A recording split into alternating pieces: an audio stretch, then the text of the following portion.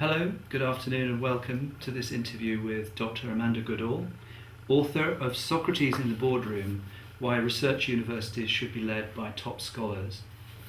Amanda is Leverhulme Fellow at Warwick Business School at the University of Warwick in England, which is where we are now. So, Amanda, your book argues that great scholars make the best leaders of research universities. Many would perhaps assume that universities are all led by great scholars. Is that not the case? No, you will find that most universities are led by academics, but not necessarily great scholars. There is a great deal of variation. So, for example, in the American Ivy League or at Caltech, they're more likely to be led by top scholars. And in fact, Caltech's outgoing president was actually a Nobel Prize winner. The American public universities, again, great variation. In fact, there's actually been a trend recently for politicians to become heads of those universities. And then in Europe, again, it differs. We could have a top scholar in the Netherlands or in Switzerland. And then at Oxford, our outgoing vice-chancellor there has actually been a manager most of his life working in business. He wasn't even an academic, so there's a great deal of variation. One of the endorsements on the book, and there are many of them, but one of them is from William Bowen, who's the former president of Princeton University, who states that he started reading this book with some skepticism, was doubtful that a convincing empirical case could be made for its key propositions, but that he was won over and that he agreed with the argument you're making. So how exactly do you prove your point that scholars make the best leaders? Well, William Bowen is a very distinguished economist, and I imagine that he might have thought, well, to look at leadership and performance is quite difficult because you can't randomly assign leaders to organisations, and there's many other factors involved in why a leader may or may not be successful. So that was the issue that I tried to get around in the book, in fact. And there's a number of parts to my research, three main parts, but I started off with the hypotheses, which is, do research universities perform better if they're led by a top scholar or by a better scholar? And the first thing I had to do was to identify whether the best universities in the world are actually led by top scholars. If I found no sign of that, then my hypothesis was clearly wrong. So I looked at 100 universities in the world in a global ranking, and I basically looked at the scholarship of the leaders of those 100 universities. And I found a clear monotonic decline showing that the top universities in the world are actually led by better scholars, and it works its way down. So then going back to what William Bowen may have thought, is that, well, surely that's just that the top universities become top and then they put a Nobel Prize winner on once they've established themselves. Mm-hmm. So that we might consider as a reverse causality. So in order for me to try and get to a causal relationship, I have to use time. I use a longitudinal data set. So I look at the university president a number of years before I look at performance. And when I do that using regression equations, and I can see quite clearly, I think quite convincingly, that if you put a top scholar into a university some years before, the research performance of the university improves later. Mm-hmm. And then the third part of my research, I do qualitative work. I do interviews with 26 leaders in universities in the United Kingdom and in the United States. And I try to uncover how or why better scholars may make better leaders, and we might talk about that later. But how exactly do you measure the quality of the scholarship? I use citations, and I look at the lifetime citations of all of the 400 leaders in my data set. Mm. Citations can be quite controversial, but most people who work in the area of, say, bibliometrics or citations analysis would probably agree that if you look at the whole career of somebody, that if you use citations, that will represent quite clearly their research productivity. It may be difficult for a young scholar, but for people who have basically got all their research behind them, it's quite a good way of doing it. Mm. The other alternative is to use journals. If I looked at the journal quality, for example, that they've published in, but to do that for, say, 30 years previously across many, many disciplines would have been very difficult. Mm-hmm. So I use lifetime citations and I normalize them for the discipline of each president. So your study looks at American universities and British universities. I mean, do you see this issue as being universal, or are there, is it a particularly American thing or a particularly British thing, or does it apply equally in Europe or Asia? I mean, this is a universal phenomenon? Yes, I think it is. Universities the world over are fundamentally the same. They do research and they do teaching. And I don't think there's any differences across boundaries in terms of the core business of universities. There are differences, of course, in how universities are run. Mm. So, for example, a private university in the States and a public university may be run somewhat differently. And also, if we look at the way that universities are funded, if we look at the degree of autonomy that they have from the state, across different nations they may differ. And actually also the way that they choose their leaders also differs. But fundamentally, universities, I would argue, are the same. Mm. And also they have, their core business has stayed the same for many, many hundreds of years. And in fact, I think they've actually done very well through wars, crashes, etc. They've maintained themselves very well. Mm. I think this book could be helpful to someone in a university in Africa, in the Americas, in China, where they're investing heavily in their research base, as well as in Europe. I think it spans in that sense quite easily. Mm-hmm. The title of the book invokes the image of a boardroom. What does your book have to say about leadership in other situations outside of academia?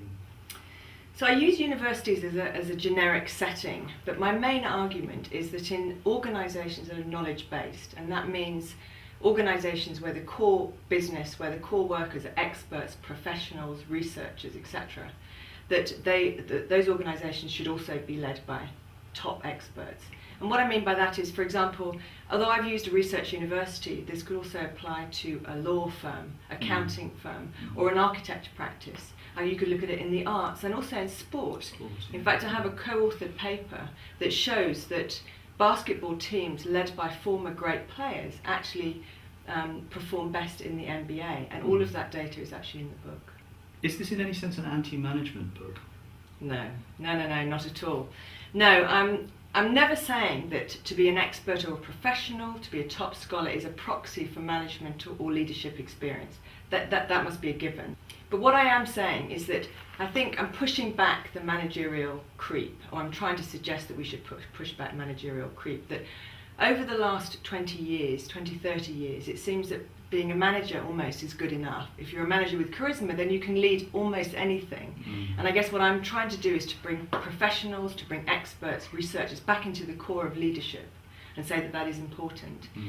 In fact, I would go as far to say that some of the problems that we're suffering now through the financial crash came about from the fact that generalists rather than specialists are actually leading some of these financial institutions. Absolutely, yeah. So what is it about great scholars that makes them the best people to lead universities? Well, if we think about them as being experts or professionals or great scholars, this is the material that I look at in the interviews with my 26 leaders, and from those interviews I fleshed out a number of possible explanations. And I think the first thing I should say as well is that I'm not arguing that in, say, a third-tier university that wants to become a second-tier university, that you put a Nobel Prize winner in. What I'm trying to argue is that the leaders should be approximately 10 to 15%, should be within the 10 to 15% of the top people in that institution. Mm. There has to be a relationship between the leader and the organisation. Mm. The four arguments that came out of the interviews were first that an expert, that a top scholar, is a credible leader, and that credibility gives you more legitimacy within the organisation, and that extends a leader's power and influence, I would argue. And that particular point has been made in other leadership theories, of course, in the past. And also, I would argue, and it came again out of the interviews, that an expert, a top scholar, has a deep understanding, an expert knowledge of the core business of the organisation, and that knowledge of the core business will influence his or her priorities and strategies, influence the way that they behave. Yeah. In terms of how they prioritise the organisation. Thirdly, the leader in an organisation is kind of sets the standard, the quality bar for that organisation. And if there's a top scholar, then the bar is lifted. And I'm arguing that the standard bearer has first borne the standard, or the standard bearer has first represents the standard that they then want to enforce in the organisation. So finally, signalling. I think that if you have a top scholar in a university, it signals many things. Yeah. It signals that you share the values of your academic colleagues, but it also it has an internal signal. It signals that research is going to be important in the institution. And I would argue that it has an external signal too, to donors, to the media, to students, and also to academics. When I worked with Anthony Giddens at the London School of Economics, I found that a lot of scholars, a lot of people were interested in being at LSE while he was head of the institution. So it seems the book has really quite a wide readership, but I mean, who do you see realistically as being the audience for the book? Well, I would like to think that people who are looking to hire a president, a rector, a dean of a business school, I have a chapter on business schools, or maybe a medical school, would be interested in this book. I would love it if lay members of boards, of university boards, read it.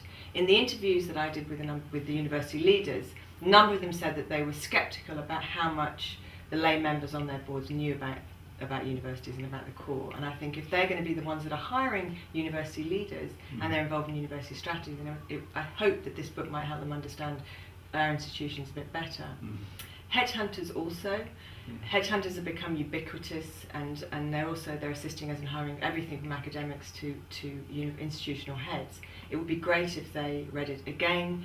A number of people I interviewed said that they weren't sure how much the headhunters knew about universities, and by that they meant, different universities will have different remits, and they weren't sure that they always understood that. So that would be, I think, useful. In the interviews with heads of universities, a number of people mentioned also that research councils, for example, National Science Foundation, that HEFCE in the UK, and these kinds of bodies, European Research Council, that they should also be led by top scholars. And so I hope that they will read it, and of course government bodies, any organisation that's involved in higher education. I hope that the leadership, the academic and management areas of leadership and strategic management also take notice of this book. Leadership is a field that has been somewhat looked down upon in business schools, because a lot of the work has been anecdotal for a number of years, and because this book, I have purposefully put a lot of data in this book, so that I hope that it's read by them and appreciated by them. And then finally, I hope that administrators and academics in universities read it. We need to have a good cadre of top scholars coming through in all of our countries, so that we've got future leaders of research universities, and so I hope this will inspire them to throw their hat in the ring too. Terrific. Thank you very much. That's Thank really you, good. Richard. Thank you.